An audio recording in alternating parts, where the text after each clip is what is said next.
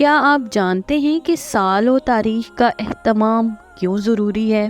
تو چلیے چلتے ہیں آج کی ویڈیو کی جانب۔ زندہ قوم کے لیے سال و تاریخ کا اہتمام نہایت ضروری ہے۔ اسی لیے زمانہ قدیم سے اکثر اقوام کے پاس اپنی اپنی تاریخ تھی جس سے وہ کام لیا کرتے تھے، اور یہ لوگ بعض مشہور واقعات سے تاریخ مقرر کیا کرتے تھے، اور بعض لوگ بادشاہوں کی بادشاہت کے عروج اور زوال سے تاریخ مقرر کرتے تھے۔ یہود نے بیت المقدس کی ویرانی کے واقعے سے تاریخ مقرر کی، اور عیسائیوں نے حضرت عیسیٰ کے دنیا سے جانے کے بعد سے تاریخ بنا لی۔ اسی طرح عرب کے لوگوں نے واقعہ فیل سے تاریخ مقرر کی۔ واقعہ یہ ہے کہ ابرہہ شاہ یمن نے کعبۃ اللہ کو ڈھانے کے لیے پیکر کے ہاتھیوں کے ذریعے کوشش کی تھی، مگر اللہ کی قدرت کے اس کی بے ایمانی اور کعبے کی شان میں گستاخی کے نتیجے میں وہ خود ابابیل نامی پرندوں کے ذریعے ہلاک کر دیا گیا۔ عربوں نے اسی واقعے سے تاریخ مقرر کر لی۔ ہجری سال کا آغاز۔ اللہ سبحانہ و تعالیٰ نے سال کے 12 مہینے بنائے اور ان کے متعلق ارشاد فرمایا، اللہ کے نزدیک مہینے گنتی میں 12 ہیں، اسی روز سے کہ اس نے آسمانوں اور زمین کو پیدا کیا۔ اللہ کی کتاب میں سال کے 12 مہینے لکھے ہوئے ہیں، ان میں سے 4 مہینے ادب کے ہیں۔ سورۃ توبہ کی آیت سے سال کے 12 مہینے ہونا تو معلوم ہو گیا، لیکن ان میں سے کس مہینے سے سال کی ابتدا ہوئی ہے اس طرح کی کوئی وضاحت نہیں کی گئی۔ اس مسئلے کے حل کے لیے جب تاریخ کے ذریعے سے جھانکنے کی کوشش کی جاتی ہے تو معلوم ہوتا ہے کہ اسلام میں سن ہجری کا استعمال حضرت عمر فاروق رضی اللہ تعالیٰ عنہ کی خلافت کے بعد جاری ہوا۔ جمعرات 30 جمادی الثانی 17 ہجری کو حضرت علی مرتضیٰ کے مشورے سے سن کا شمار واقعہ ہجرت نبویہ سے کیا گیا، اور حضرت عثمان ذی النور کے مشورے سے محرم کو اولین شہور مقرر کیا گیا۔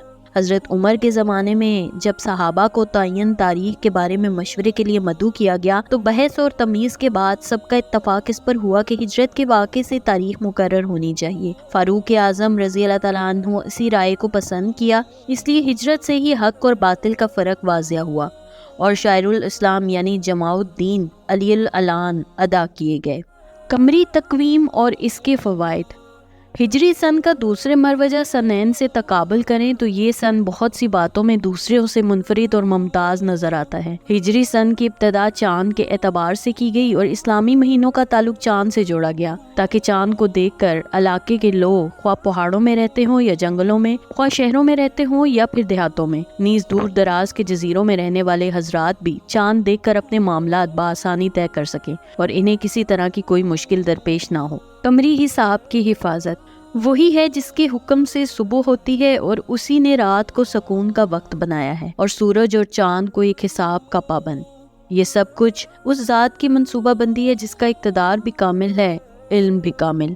جو حساب کرنے اور شمار کرنے کے معنی میں آتا ہے، اس کے معنی یہ ہیں کہ اللہ تعالیٰ نے آفتاب اور مہتاب کے طلوع و غروب اور اس کی رفتار کو ایک خاص حساب سے رکھا ہے، جس کے ذریعے انسان سالوں، مہینوں، دنوں اور گھنٹوں کا بلکہ منٹوں اور سیکنڈوں کا حساب بآسانی لگا سکتا ہے۔ یہ اللہ جل شانہ کی قدرت اور قاہرہ عمل ہے کہ ان عظیم و شان نورانی کروں اور ان کی حرکات کو ایسے مستحکم اور مضبوط انداز سے رکھا کہ ہزاروں سال گزر جانے کے بعد بھی ان میں کبھی 1 منٹ یا سیکنڈ کا فرق نہیں آتا۔ ان کی مشینری کو نہ کسی ورک شاپ کی ضرورت پڑتی ہے، نہ پرزے گھسنے اور بدلنے سے کوئی سابقہ پڑتا ہے۔ یہ دونوں نور کے کرے اپنے اپنے دائرے میں ایک متعین رفتار کے ساتھ چل رہے ہیں۔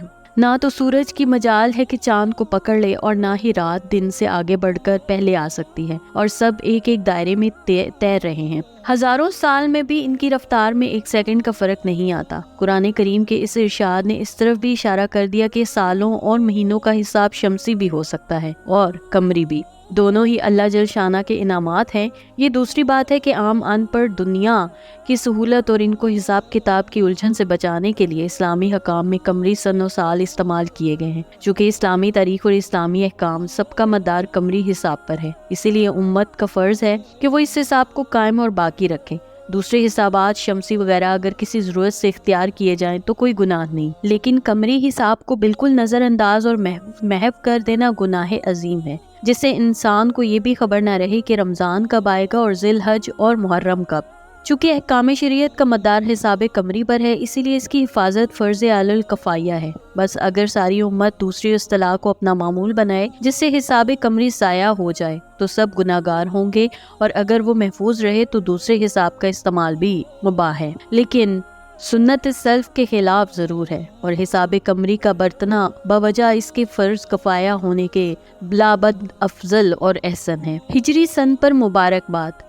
رہا یہ مسئلہ کہ کیا اسلامی سال کے 9 کے آغاز پر ایک دوسرے کو مبارکباد دی جا سکتی ہے، تو صحیح بات یہی ہے کہ اس طرح کی مبارکباد وغیرہ سے آہستہ آہستہ وہ عمل رسم و رواج کا درجہ اختیار کر لیتا ہے اور بدیتی اس طرح وجود میں آتی ہے۔ ہجرت کے بعد رسول پاک صلی اللہ علیہ وسلم 10 سال مدینہ منورہ میں رہے، اور آپ کے بعد 30 سال خلافت راشدہ کا عہد رہا۔ صحابہ کرام کی نگاہ میں اس واقعے کی اتنی اہمیت ہے کہ اس کو اسلامی کیلنڈر کی بنیاد اور اساس بنایا گیا۔